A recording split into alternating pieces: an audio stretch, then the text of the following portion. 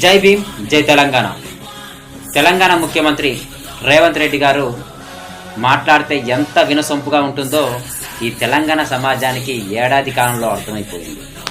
అయితే రేవంత్ రెడ్డి గారు మాట్లాడుతూ నిన్న మన మాజీ సీఎం గౌరవనీయులు కేసీఆర్ గారి గురించి, ఆయన వయసును, ఆయనకు తగిలిన గాయాన్ని దృష్టిలో పెట్టుకొని చాలా చులకన పదాలు మాట్లాడారు.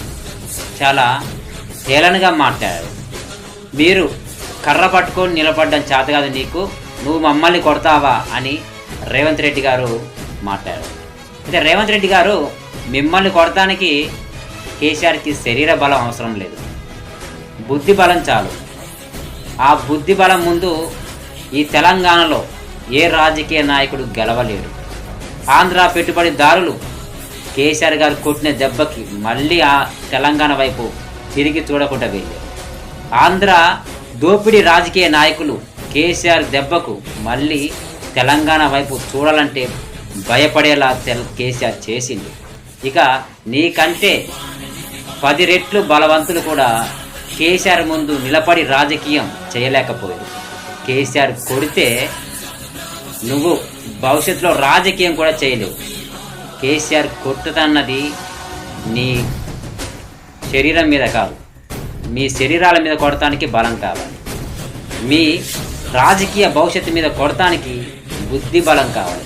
అలాంటి బుద్ధి బలం ఉన్న రాజకీయ నాయకులలో, భారతదేశంలోని పేరు పొందిన గొప్ప నాయకులలో కేసీఆర్ గారు మొదటి స్థానంలో ఉంటారు. ఇక కేసీఆర్ గారు ఫామ్ హౌస్లో కూర్చుంటేనే మీ బతుకు చిత్రం, మీ రాజకీయ చిత్రం మొత్తం తిరగలపడిపోయింది.